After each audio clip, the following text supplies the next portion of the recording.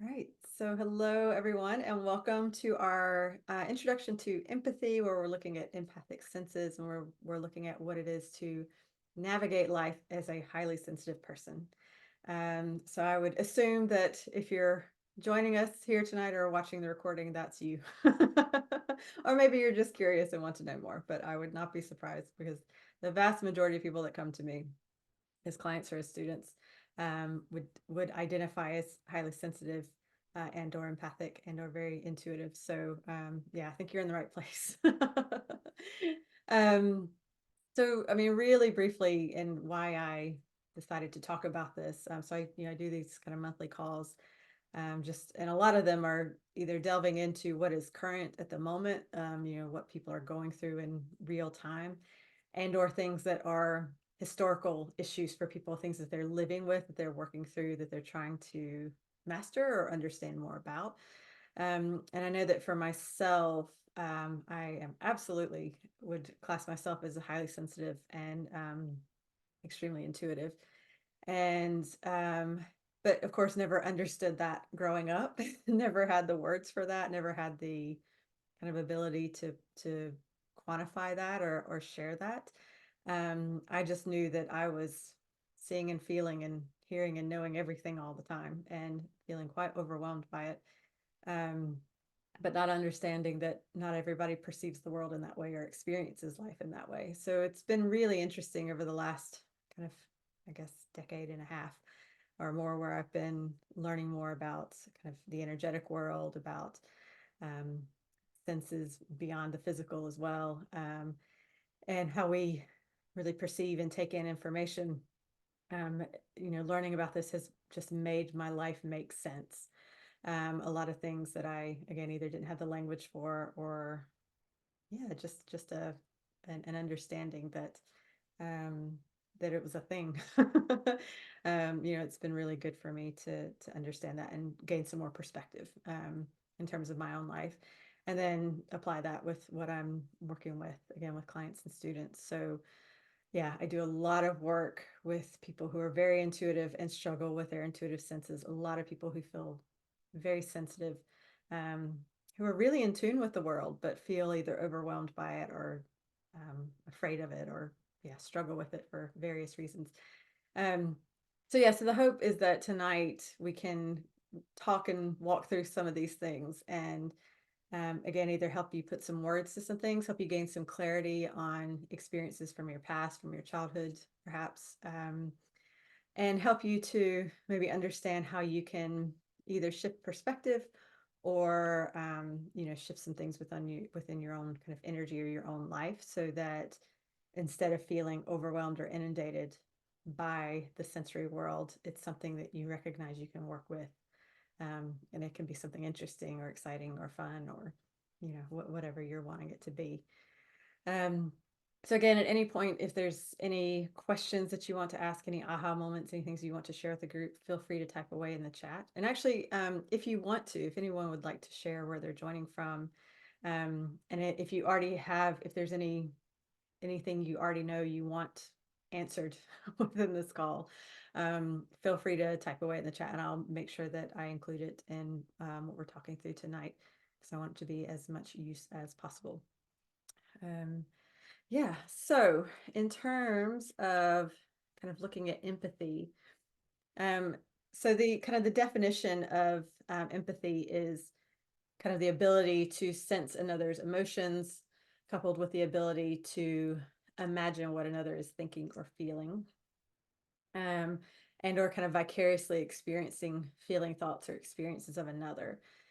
So in terms of empathy, it's a connection with an other. It's a connection with something else, and being able to intuit and really feel and understand what they are going through. So sympathy is acknowledging, empathy means you feel it too.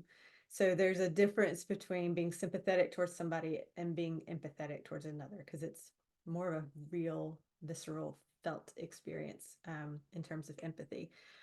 And when I talk about empathy, it tends to be lean more heavily into the feeling element of it. Although again, it can be, there can be that knowing or seeing or other intuitive sensory elements with it too.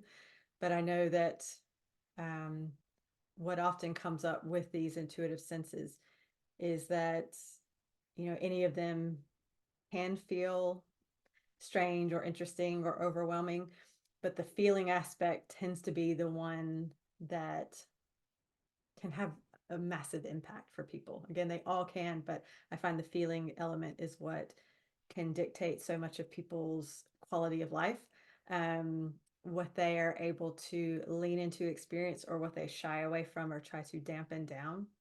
Um, so again, a lot of the stuff we'll talk through tonight may lean a little more heavily into the feeling aspect, but know that everything we're talking about can relate to the other senses too. So we're not excluding them at all. It just seems to be that these are the ones that are the thing. Yeah. Let's see. So, hey, Ava in Chattanooga, Tennessee. I'm from North Carolina. Loving somebody from my neighbors from back home. So cool. Barbara in Kirkcaldy Fife in Scotland. Stuart in Pennycook, Scotland. Olivia in Falkirk, Scotland. See all the Scotland people here. And Anne Bonsoir. Good evening. In south of France. And I know that's not pronounced yours, but I'm from the south, and so my French is terrible. I don't even try. But welcome, south of France. And Jennifer in Toronto, Canada. Great, amazing. We've got a few continents and countries here. I love that. It's always so cool when that happens. So yeah, welcome everyone. Hey, Teresa in Edinburgh. Yes. So we're talking about our empathic senses, our ability to be empathic. Of course, we're tapping into issues around the nervous system, which in January, I did a couple calls based around the nervous system and components of that. So you may find it useful. I'll include that in the email, but it's also on my YouTube page. You can get that video and have a look there. So if you're really wanting to get into the nervous system stuff, there's information there. But just to touch on that, because again, it connects literally. The nervous system is our connecting system. So our nerves run through our entire bodies. It's our brain, our spinal column, and all the nerves branching out from that. I'm totally oversimplifying this, but just to give you a brief general idea, if you don't know much about the nervous system. So these nerves run throughout your bodies, through your organs, to your skin. This is what gives you the ability to feel the clothing on your skin, the temperature in the room, to feel if there's anything going on inside your body that feels a bit off or that feels really good. Our eyes are connected with it, where this is how we're able to take in light, how we're able to see, where we take in sound and our hearing. So our nervous system is kind of where we take in all that information, where we send messages throughout the body. So if I was to put my hand on that candle and feel the heat and my skin was to start to burn, I would receive a message from my skin in my hand to my brain. My brain would interpret that as something bad for my body, and my brain would tell me to move my hand. This happens very, very quickly. Our nervous systems, our brains are quicker than any machine, any technology we've got as humans that we've built. So it's this really incredible system within our bodies that is just transmitting information, transmit. It is perceiving, it's taking it in, it's sending it to our brain, sending it to us, our deeper selves, to process and understand, and then be able to respond to the world, and hopefully respond and not react, because oftentimes a reaction is that quick response that may not always be the best one. But yeah, we'll go into that more later. But so the idea is that, we are these physical beings, these incredible beings that are able to receive all this information that's around us in a physical sense and also in an intuitive sense, which we'll talk a little bit more about that in a bit. We'll talk about the physical stuff first. So for probably the majority of people living right now, our nervous systems are a little bit in overload. We've got technology, we've got busy schedules, we've got pressures and ideas and beliefs in society about what we're supposed to be doing, who we're supposed to be, the way we're supposed to behave, all those fun things. So the majority of people are a little burnout, a little bit fried, maybe more than a little bit. Because we feel like we're inundated with information, with noise, with sound, with light all the time. So the majority of people I work through, and you kind of tune into them, scan through them, their nervous systems are a little bit on edge. And what happens as a natural response to that, or the way people try to cope with it, is a couple things can happen. Either they try to dampen it down. So what happens is they almost, it's like they kind of dull their senses on an intuitive level, on an energetic level, so that everything's not so bright, everything's not so loud.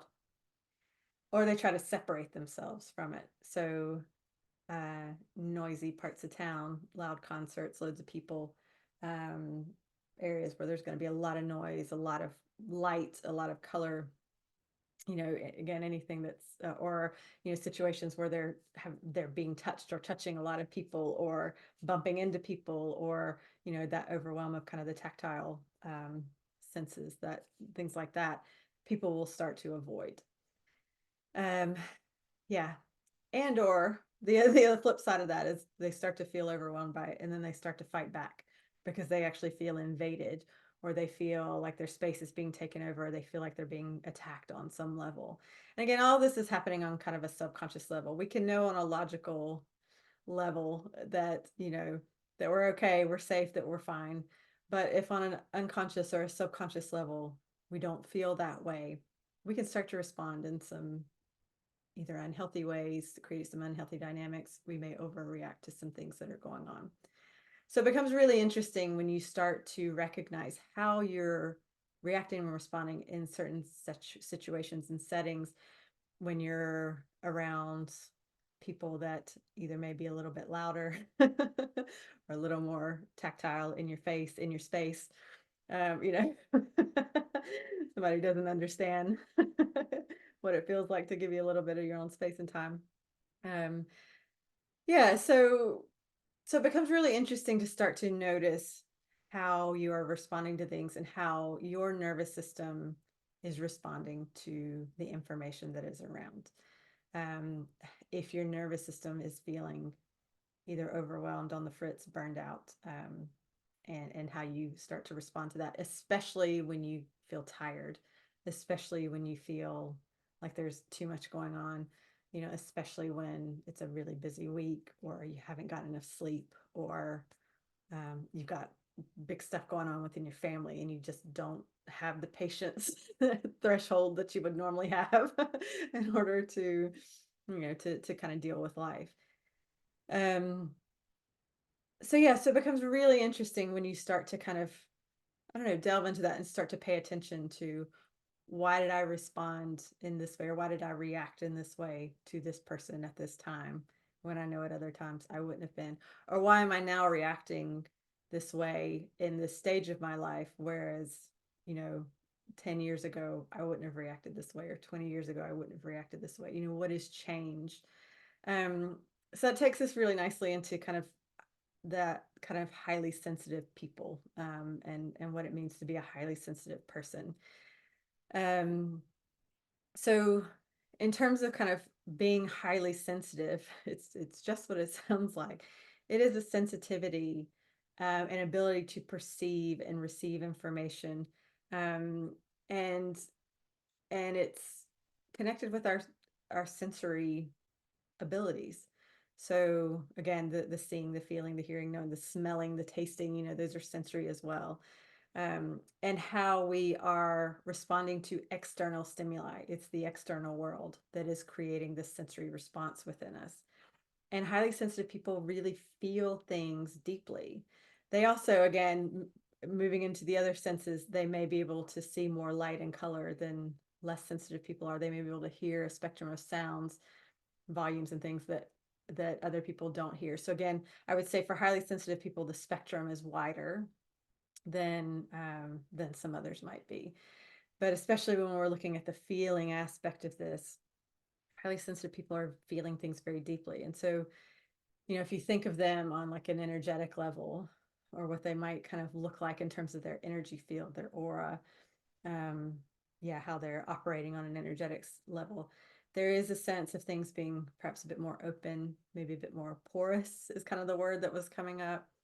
Um, they may be a bit more moved by or influenced by people or energies or situations around them. Um, and um, And yeah, again, so it becomes really interesting to kind of recognize where you fit on that spectrum of sensitivity. Because again, I would say that, everyone is intuitive, everyone has the ability to sense. I mean, obviously some people will have physical senses that may have issues with their sight, their hearing, things like that. But, you know, um, healthy healthy human beings are going to have those abilities within that.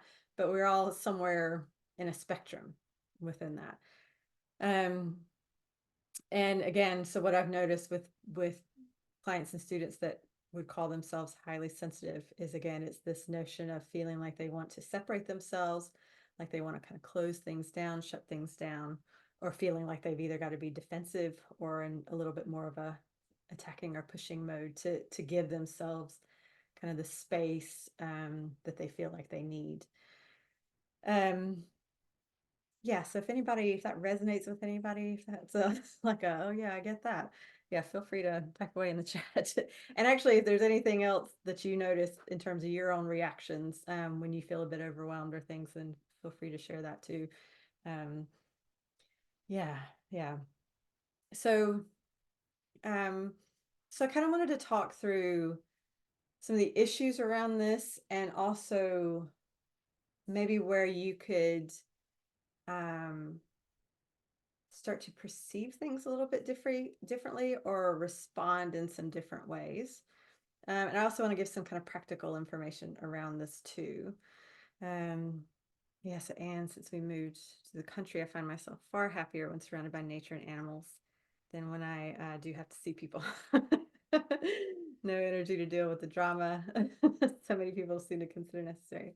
I hear you. We're going to delve into that and see if maybe you could get to the point where you're also happy to be around people too. But I hear you. That's a really common thing, is a lot of highly sensitive people, a lot of very empathic people say that they feel much more at ease in nature, that they love being around plants and trees and animals, that it just feels much more nourishing, more healing. Um, yeah, there's that kind of more peaceful resonance. And I get that, because when we're looking at kind of triggers, and that's what a lot of this stuff is plants are maybe not going to trigger us as much unless we're allergic to them or other things are going on for sure. So actually let's talk about that, because this is a good point to kind of go into. Thank you, Anne. So again, that's with highly sensitive people, it's kind of this idea of when they're not feeling great like they would around nature. It's because the sensory information is triggering something within them. So, with empathy and with that being able to receive, that capacity to deeply feel. So, being highly sensitive and being able to deeply feel and perceive information is a gift. And I want to emphasize that, because I know how many people are going, shut up. No, it's not. It's really hard. I don't like it. It makes life difficult. And I get you, because this is how I grew up too. I grew up really highly sensitive, being able to feel so much around me that I didn't understand, that I couldn't figure out. I was very confused by, and it did not feel like a gift at that time. So I promise you, I know where you're coming from. Um, but what I will say is that being able to be so in tune with the world around you and to be able to receive and perceive that information means that you're going to have a more accurate understanding of what is happening around you than people who are less sensitive or less empathic. So if you think about, our physical senses can only take in so much information. There's only a certain spectrum of light our eyes can take in, a certain spectrum of sound our ears can handle, a certain spectrum of, kind of pressure and feeling and things like that we can get in these physical senses.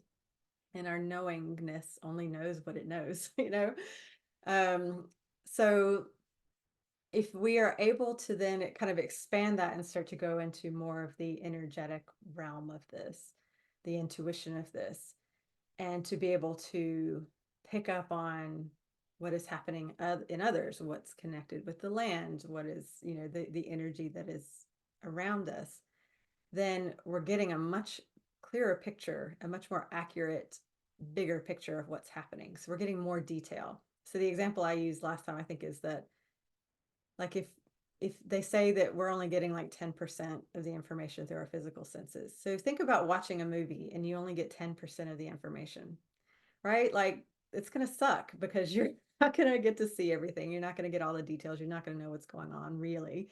You might have an idea, but you're going to miss a lot that's there. It's not going to be as interesting. You're not going to get as much from it.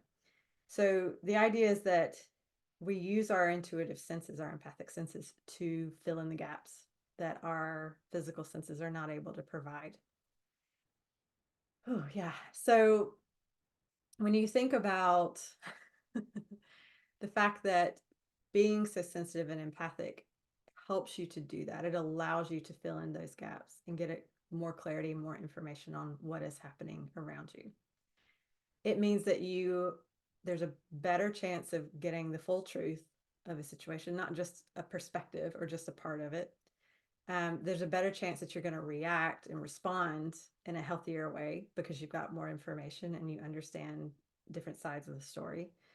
It means you're probably going to be more in alignment with timing, with understanding the right time or the most aligned time to do something.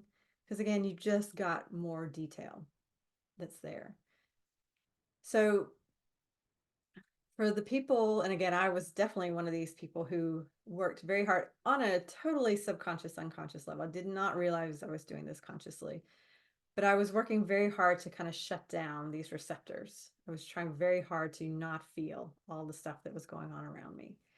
And it actually developed as physical problems for me. I developed migraines from it. I had IBS symptoms, skin issues, all these things for me trying to shut off my nervous system. By the way, it doesn't work. All it does is creates more suffering and problems, and it uses up a bunch of your energy.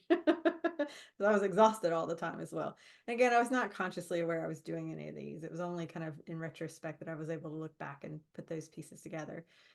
Um, but yes, but once I started to understand my sense of empathy and understand my ability to feel all this, and then also able to discern what was mine, what was my thoughts, my feelings, what was I picking up from other people, but also what were other people triggering in me. We're going to talk about that in a second. That changed my life. And it understanding that helped to resolve all these physical issues. It made me much more comfortable being around other people, especially large groups of people. It made me more comfortable being around kind of louder, brighter settings. I just felt more at ease in my skin and yeah, in this home that is my body as I'm a human being in this lifetime. Yeah. Um, so I share all this with the understanding that yes, there are probably places like being in a forest that are going to feel less triggering and more peaceful and more at ease. But the idea is to get yourself to the point where you don't feel like you have to run away into the forest to get away from all the people in order to feel okay and feel okay in your own skin. Um, yeah, yeah. So in terms of, yeah, because I want to go in before we get too far away from that. I want to talk about the difference between feeling other people's emotions and your own being triggered. So, and this is definitely something I learned over the years. And again, brought so much clarity when I really understood this. So, oh, it's a good example.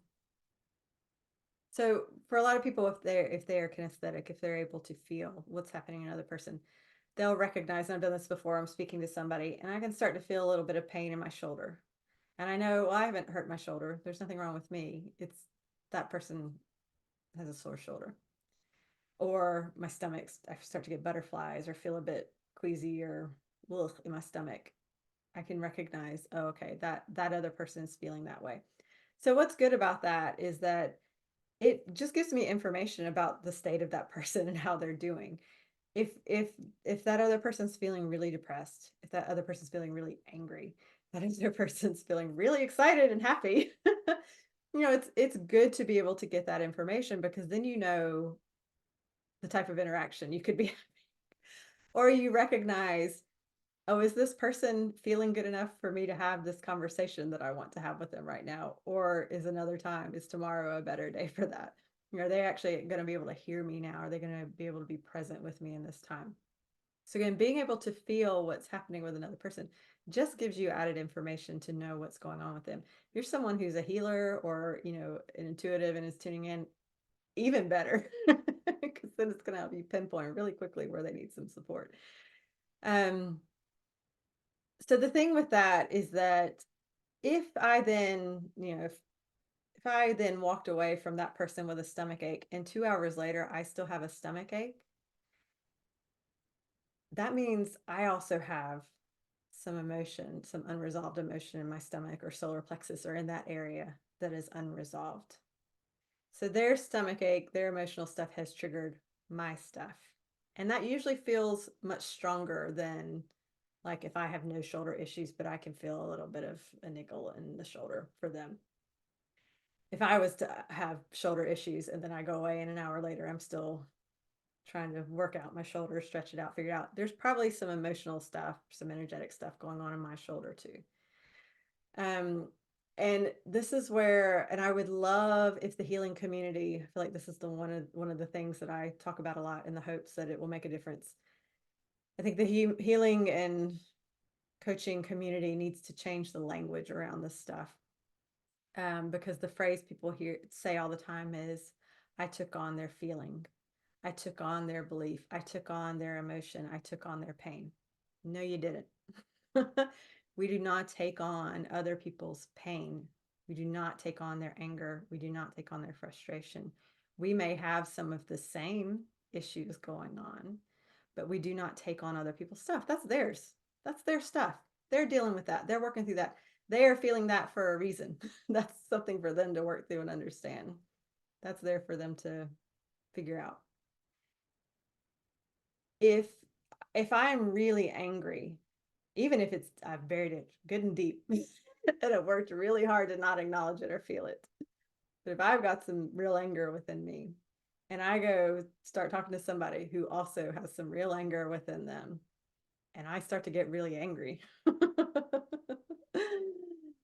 chances are their anger is triggering my anger, and chances are my anger is triggering their anger too. So we're probably both getting angry on some level and maybe not understanding why.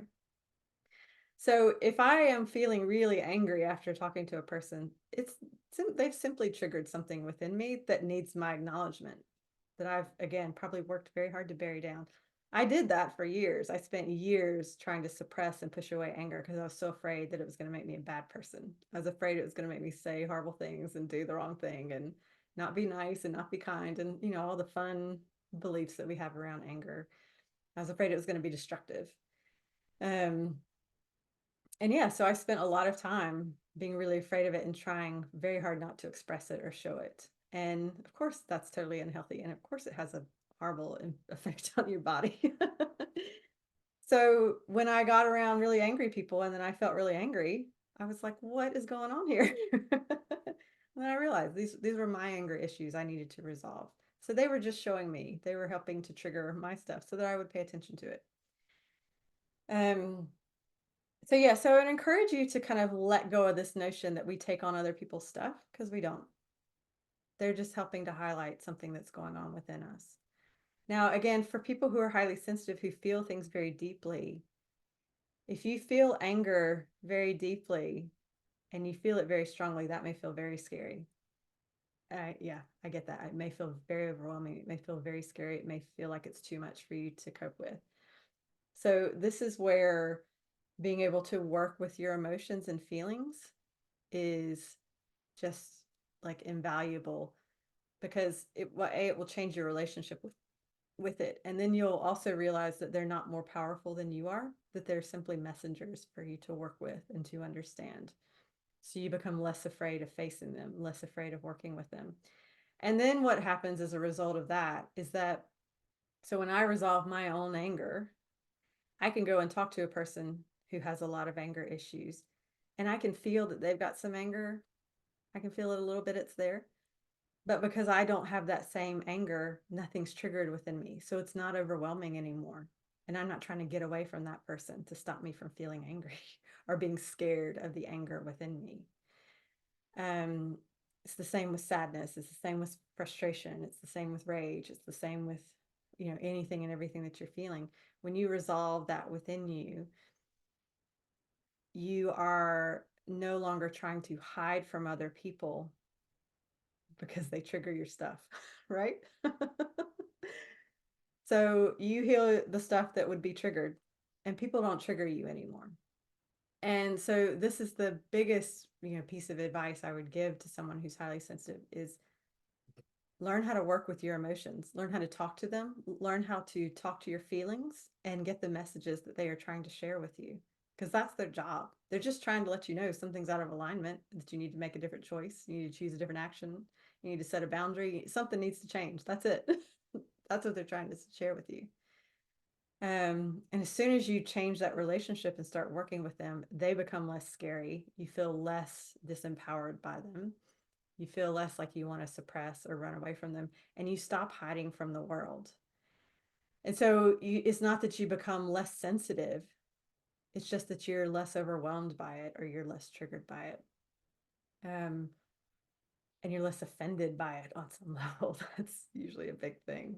We're so offended by sound and like I used to get so pissed off because again, I'm so sensitive. I would go in the States in the department stores, they have these perfume counters that just overwhelming smell of perfume that would travel through the whole department store. And I used to have to hold my breath and walk quickly through those entire sections because they would trigger a migraine for me.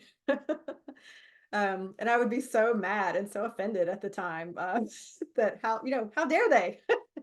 Whereas it was me responding to in that way. Other people were fine. It wasn't offending other people. It was my stuff that was getting triggered there. It was me that was getting offended there. Yeah. So yeah.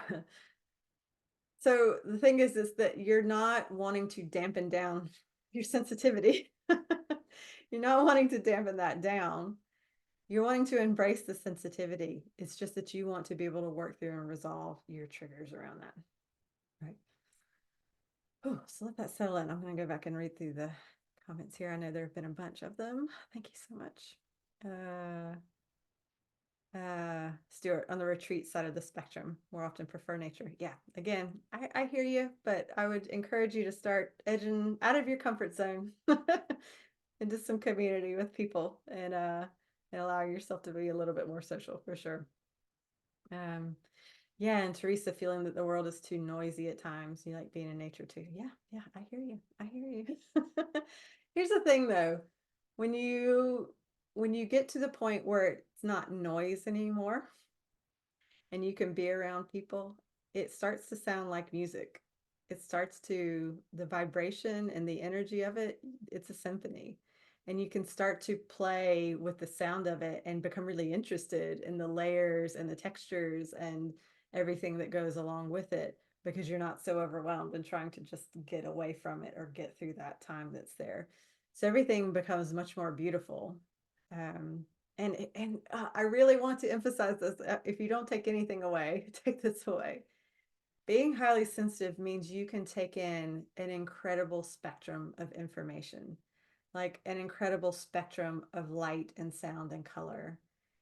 And you can find the music in it, the beauty in it, the flow in it, just the movements, the things that are there that you don't if you're trying to push it away or you're trying to fight it. Yeah, breathe that in. So I really urge you. So I'm speaking from my own experiences, my own lived experience of feeling so overwhelmed for so many years. And when I really learned to ease into this other way of seeing it, of seeing that information, of perceiving it, of working with it, I mean, life's just so different now. It's just a much more beautiful, interesting, enchanting place to live. Enchanting is the word that's coming through. It's just so much more interesting because you just get so much more information than the surface level stuff that people are putting out. Yeah. Yes, Jennifer. Live in a city. Know that the forest is magical, but want to thrive every place on the planet. Amen. Barbara can feel aches and pains in the body. For the other person, I don't seem to feel their emotions, maybe because it's hard to feel my own emotions. That's a great point, Barbara. Yes, thank you for sharing that. I would agree with that. I would agree with that. So yeah, so it may be that yeah, you've probably gotten used to feeling a lot of the pain through your life, which again is very human. We can do that, but it might be worth spending some time just getting to know your feelings, really connecting with those aspects of you so that you can connect with that with others too. But yeah, thank you for sharing that. That sounds spot on. Yes, Stuart. Triggered by angry people but not others means you should definitely look at your anger. Most of us have one or two feelings or emotions that we really struggle with, that we really, again, either try to suppress or try to push out or run away from. It really scares us. And again, anger can feel scary. You know, deep sadness can feel very scary. Yeah, it's different for everybody. So I would say really meditate on the one or two that feels scary for you and see if you can change your relationship with them.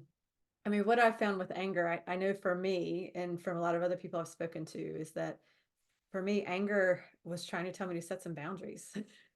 Anger was like, you think you're mad at this person, but actually this anger is about you needing to have a conversation, or you needing to change some dynamics here, or you needing to switch up some of the things that have been happening. Things have been slipping and sliding into an unhealthy dynamic. It's time to bring it back. So that anger was working really hard to try to get me to take action and to do something about it. But instead, what was happening is I was ignoring that and just going, oh, I don't want to say anything mean or hard or harsh. I don't want to do the wrong thing. I don't want to make somebody upset with me. I don't want to be the bad person or the bad guy. There's all these things, which again, I think we can all kind of think or feel at some point or another. Um, so yeah, really kind of going into that and understanding it more deeply can make a big difference. Make a big difference. Yes, Jennifer, psychic. We're going to talk about that in a minute. Talking about the energetic body, being more embodied to feel more comfortable around people and energy. Absolutely. You're spot on the money. Stuart, more centered with the noise is a symphony went off the center is too much. Yeah, that makes sense. Scared of the power and anger and stuff around boundaries. I would also just to kind of change the language around that, the power of anger. So real power, true power is based in truth and love. Uh, so I think sometimes we feel that there's things like control and abuse and things like that, and power being in that. I would say that that's a very different energy.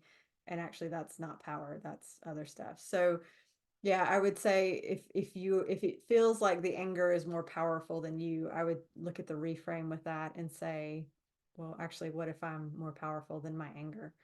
And what if my love is more powerful than any anger within me?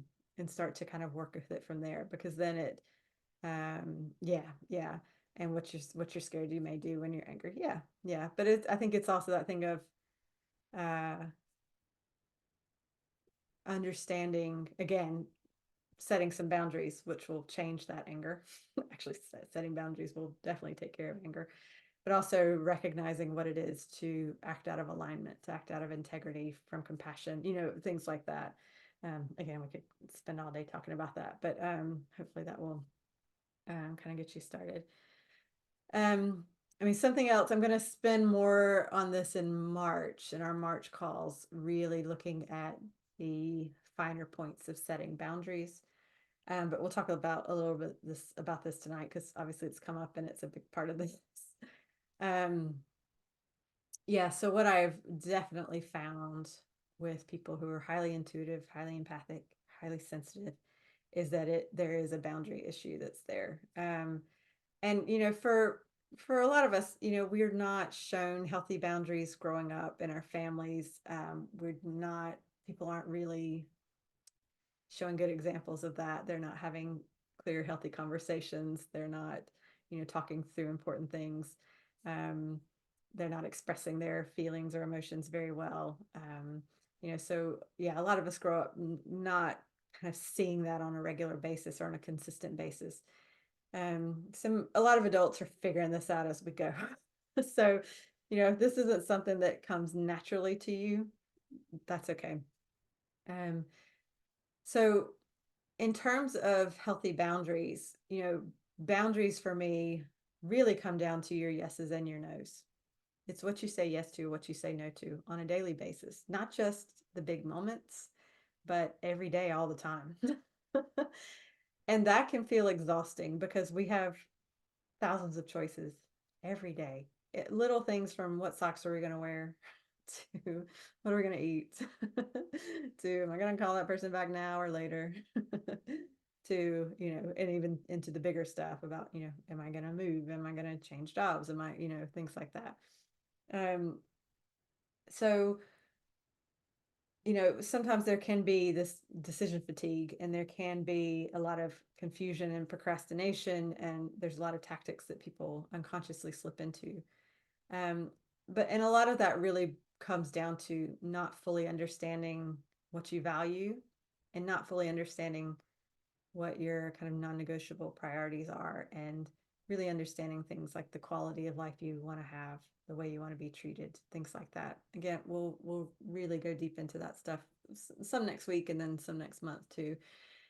Um, but yeah, but I think even just to get you started, and this might be enough to really shift some big things actually, is to really start to meditate on what it would be like to inhabit your world and your body where things just felt healthy. And I'm going to talk a little bit about something now which often triggers people, and it's another thing that I think we need to examine how we discuss this stuff in the healing and coaching and consciousness world and community is when we talk about safety and what is safe. So there are a lot of people, there's a spectrum with boundaries, and it's usually not one or the other for people. They usually do both of these extremes. They've got, in some circumstances, no boundaries whatsoever. It just, whatever happens, happens. They're not going to say no to anything. They're not going to speak up. They're not going to stand up. They're not going to do anything or not going to do what's needed or necessary or in a healthy way to change that dynamic. The other one is that they say no to everything. So they're saying no to any possibility of a relationship, of a connection, of a new experience, of taking a risk, of whatever. And usually people with unhealthy boundaries, they're not living in one or the other. They're swinging back and forth between the two. And it will be different for everybody, and it will depend on how they grew up and what they learned and what their particular triggers are, what their particular conditioning and issues have been. But yeah, it tends to be both. And so either they're yes, whatever, or I'm not doing nothing, no, I'm taking no chance, no risk. There's no vulnerability here. And so what happens on an energetic level is that either they are, in some areas, they're just wide open and allow unhealthy types of connection, experience, attention, etc.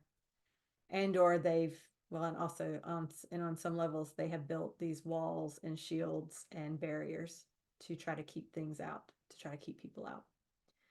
And neither are healthy. And so, I knew that I learned when I first started kind of doing healing work, that was about 15 or more years ago.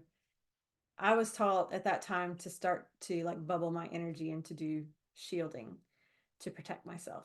And I did that at the beginning because it did help me feel better. I'm not going to lie. I felt better when I did that. But what I realized is that, well, a couple things. This idea of protection and keeping yourself safe is a fear-based response. And anytime you are choosing from fear, it's going to create unhealthy dynamics that you're trying to get out of. And it will attract a lot of the stuff that you're trying to keep out. Um, so this idea of protecting yourself just creates other problems. What it also does is if you bubble yourself or shield yourself, it's just like I was talking before about like that spectrum that our physical senses can take in is only so much. So you diminish your ability to receive information when you protect yourself in that way. So you diminish your ability to receive information. You start filtering things through. So you're back at that place of operating from less information, from less detail. You just aren't able to get what you're needing to make the best decisions at that time. So I stopped doing all the protection work. And what I did was I healed my fears. Often going like facing those fears was part of it. Because here's the thing that, oh gosh, again, please take this understanding with you. We are afraid of what we do not understand. When you face your fears and you really understand what's happening, the fear goes. You're no longer afraid of it.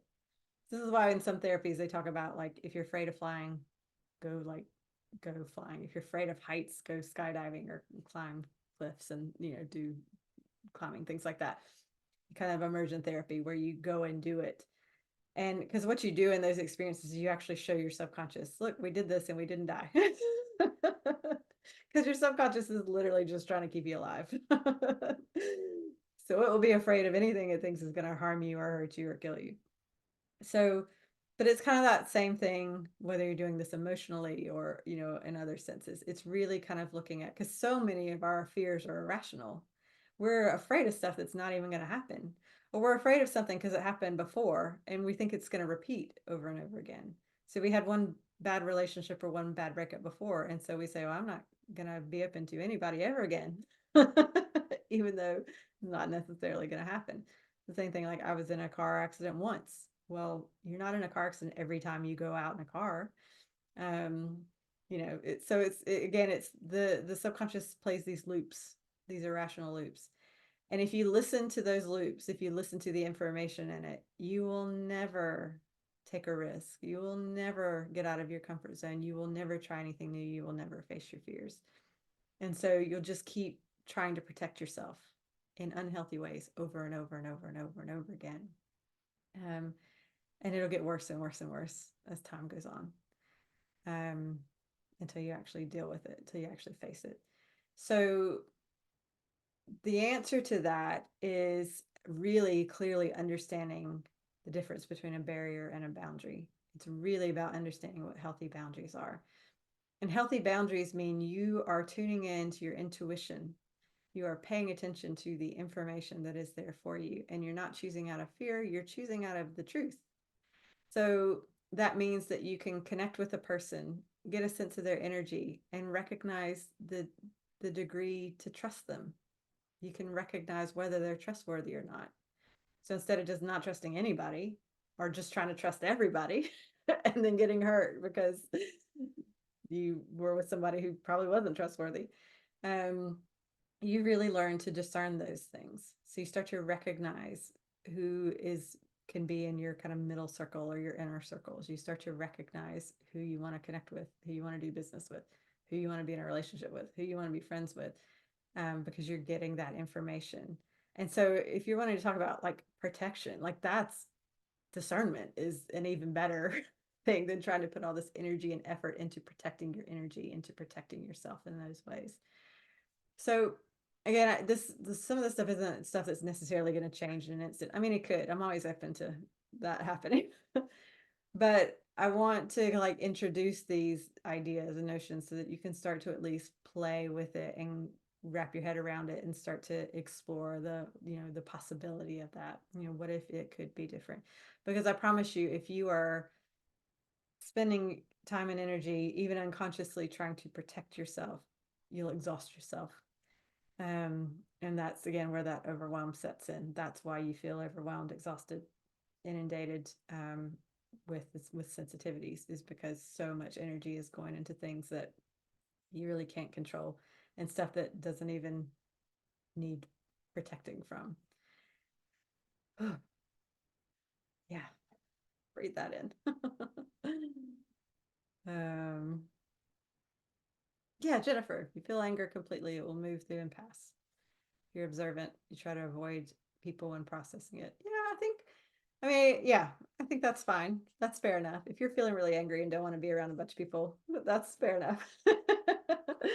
But yeah, I definitely think giving yourself time and space to process and understand it is definitely the key. Most of us are trying to stuff it away, run away from it as soon as it sets in. So yeah, absolutely. Um, yeah, so let me know if there's any questions about any of that. I know that's a lot of information at once. But if any questions are coming up around anything that I've said, um, my hope is that this is going to give you hope as a highly sensitive person, better than hope. Clarity as a highly sensitive person, clarity as someone who's empathic, so that it doesn't feel like you're going to spend the rest of your life feeling overwhelmed or scared of other people, of situations where there's a lot of noise or sound, light. Yeah, because those are some of the fun places to be. um, yeah. Um, but yeah, I would say the things that tend to come up, again, my experience with how I was responding as empathic and highly sensitive, it created issues around migraines, kind of IBS symptoms, stomach digestive, just feeling sick and ill all the time. I felt exhausted and overwhelmed a lot of the time. Um, definitely had skin issues that were coming up. Um, yeah, so definitely skin stuff. So where information is coming through the skin into the nervous system, anything around that kind of the eyes and the ears, those sensory places where we take in information, smell, taste. Yeah, yeah. You're someone who is highly sensitive to taste or smell, yeah, and feels overwhelmed with that, that's not always fun to experience. But yeah, but it could definitely manifest in lots of ways. I think maybe not all, but I feel like there's some connection with sometimes with kind of allergies, autoimmune inflammation. All of that stuff has this energy of feeling either under attack, or the things that, yeah, that the body's under attack, the psyche's under attack, something is under attack, and this inflammation is the body trying to fight back, um, to try to protect itself or keep itself safe. So yeah, again, on an energetic level, a lot of these kind of physical issues really tie in, with any perceived difficulties of being highly sensitive. Yeah.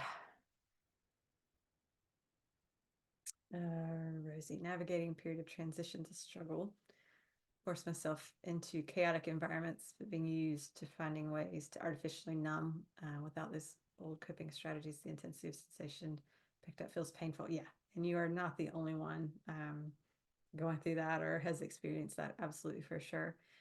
I mean, what I would say is that I think we could go in a lot of different directions with that. um, Yeah, it would be interesting, and you don't need to answer here. This might be something that you just kind of explore yourself about, kind of looking at the why in terms of putting yourself into, kind of chaotic environments or around seemingly chaotic people or things like that. What you were trying to gain from that. Something that I found as well is that, I know this is definitely something I used to, which I kind of forgot about. I just remembered, is that because I spent so much time trying to dampen down my feelings and my capacity to feel, I would then put myself in situations, uh, so I would feel something. So I would read tragedies, so I would cry. I would watch sad movies, um, so that I would cry and feel something again. So yes, it becomes interesting how we can, again, that swinging back and forth between polarities of, I don't want to feel, but oh my gosh, I don't really like it like this. And so kind of that back and forth too, that might be interesting to kind of delve into yourself. Um, and yeah, and this artificial numbing, people do it with food, alcohol, you know, sugar, caffeine. This so many ways that we do this on a physical and emotional and energetic level. And those coping strategies, I would say I it's not a bad thing that they're not working anymore, because they probably didn't work well in the first place, and they shouldn't work well because they don't work. They're not actually resolving the issue. So any coping mechanism we try to put in, anything that's kind of a temporary fix, and that's including like dopamine hits, sugar, caffeine, all that stuff, those quick things to make us feel better that don't last. They're not actually fixing the issue. Like I used to, when I would get migraines, I would drink a Coke because the caffeine would dull the pain in my head. So I started associating Coke with pain relief. But it wasn't a lack of Coke in my body that was causing the headache, you know? It wasn't actually resolving anything. It was just kind of putting something into me that was going to chemically alter me enough that I was getting a little bit of relief from it. So relief is never the fix. Relief is never going to resolve it. Um, yeah, so the fact that they're not working anymore shows you that on some level you're ready to actually go in and do some healing and to change some things, I would say. And if it's painful, I would delve more into the, is it actually painful, or is it just that it feels overwhelming because I don't understand it, or it feels like it's too much at once, or things like that. Because sometimes when I was a kid, I used to get really excited about the anticipation and would feel so overwhelmed by that because it was so strong that I started to then get scared of like excited anticipation. So that can be confusing too. So yeah, so again, it's really looking at, do I really know what I'm feeling in this time? Do I really know what's going on with inside of me? Am I getting confused about what I'm feeling just because it's so strong? So again, you don't have to answer anything now, and I'm speaking to the group as well, because I'm sure this will resonate with other people too. It won't just be you, but it might be worth just kind of meditating on some of those points and getting a sense of that, kind of again asking those questions of, how do I really feel right now? And again, also recognizing that whatever we're feeling is a spectrum, and we don't ever just feel one thing at once. So sometimes that can be the overwhelm. It's like, I'm nervous about this thing that's coming up, but I'm also excited that it's happening, and I'm looking forward to connecting with these people. But it also, I'm a little scared about how it's going to go because I can't predict it. So sometimes that's the issue, is that it's just a conflicting or seemingly conflicting things at once, which is just part of the human condition. So that might be worth kind of going through too. Yeah, that's a great point though. Thanks for sharing.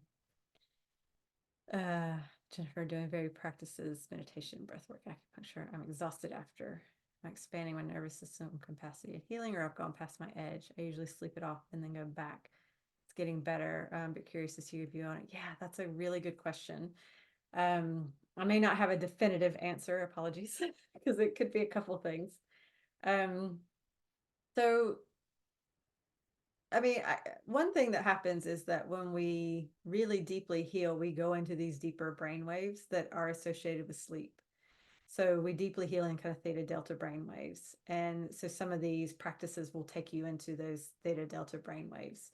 And so it can feel like we are sleepy or going to sleep, or our body thinks that we're sending ourselves into sleep because we're going into those deeper states. So I think that can be, it could be it, or it could be part of it as well. um I mean, I would say, tune in, because if it feels like doing more gentle kind of healing breath work and things is a better match for you, I would say go for that. You can do more vigorous stuff, which is also very healing, but sometimes people find that that might feel a little bit too much in that moment. So um again, I would just kind of tune into that and see what's going to work best for you, and it may be that that evolves and changes over time too. But I would say, with, if you feel like you want to sleep or rest after healing, that's not necessarily a bad thing. That could show that your body is just in those more healing states. um but yeah, follow your own intuition with that. No, it's a great question, Jennifer. Hopefully that answer helps. Oh yeah, Stuart, definitely. Thanks, Rosie, for the question. um and I find myself feeling exhausted much easier now since I had long COVID. always able to go to work, but evenings for socializing or out, taking naps and animals feels better. Yeah, yeah, yeah, yeah. That's a whole, yeah, the long COVID thing. Um, mm, mhm.